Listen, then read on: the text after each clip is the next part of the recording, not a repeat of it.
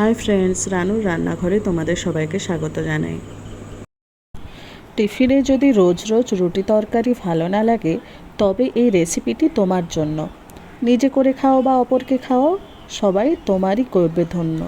বাচ্চা কিংবা বড়, সবার হবে প্রিয়। চলো বনিতা না করে বলেই দিই, আজকের আমার রেসিপি চিড়ের মিক্সড পোলাও। চিড়ের মিক্সড পোলাও বানানোর জন্য লাগছে চিড়ে। এখানে আমি চিড়েটাকে আধ ঘন্টা জলে ভিজিয়ে রেখে ধুয়ে রেখেছি। হ্যাঁ, এখানে বলে রাখা ভালো যে চিড়েটা নেবে চাল চিড়ে। বাজারে অনেক রকম চিড়ে পাওয়া যায়, কিন্তু এই শক্ত চিড়েটা দিয়ে করলে তবেই এই রেসিপিটা ভালো হবে, ঝরঝরে হবে। এছাড়া দুটো ডিমকে আমি লবণ দিয়ে ফেটিয়ে রেখেছি। আর অল্প চিংড়ি মাছকে কিমা করে রেখেছি। এখানে আমি সবজির মধ্যে নিয়েছি অল্প গাজর কুচি, ক্যাপসিকাম কুচি, পেঁয়াজ কুচি আর একটু রসুন কুচি, অল্প একটু চিনেবাদাম আর কিশমিশ, আর লাগছে এক টুকরো পাতিলেবু আর দুটো কারি পাতা। আমি এখানে রান্নার জন্য সাদা তেল ব্যবহার করেছি। কড়াইতে অল্প একটু তেল দিয়ে চিংড়ি মাছের কিমাটাকে দিয়ে দেব। অল্প একটু নাড়াচাড়া করে তাতে নুন আর হলুদ দিয়ে চিংড়ি মাছটাকে ভালো করে ভেজে তুলে রাখব। কড়াইতে ওই তেলেই ফেটানো ডিমটিকেও ভালো করে ভেজে ভুজিয়ার মতো করে তুলে রাখব।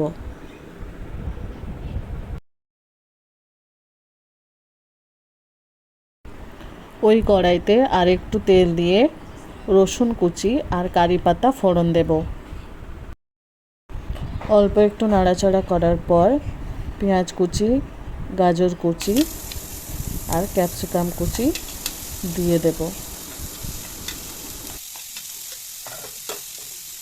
সবজিগুলিকেও নুন হলুদ দিয়ে ভালো করে ভেজে নেব।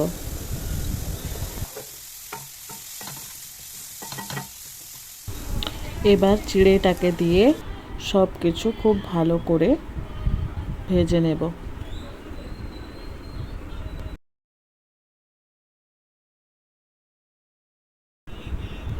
এই সময় স্বাদ মতো লবণ আর মিষ্টি চেক করে নেব। এবারে কিশমিশ আর বাদামগুলিও দিয়ে দেব।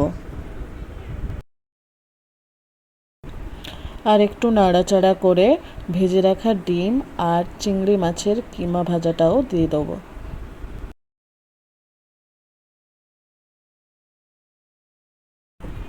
সব কিছু খুব ভালো করে মিক্সড করে নেব।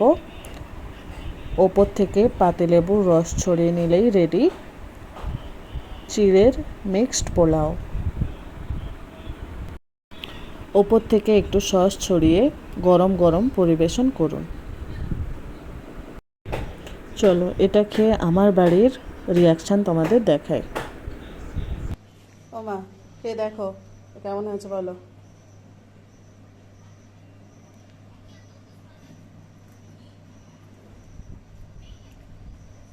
খুব টেস্টি, খুব দারুণ হয়েছে। আপনারাও বাড়িতে এইভাবে ট্রাই করুন। রেসিপিটি ভালো লাগলে সবার সাথে শেয়ার করবেন।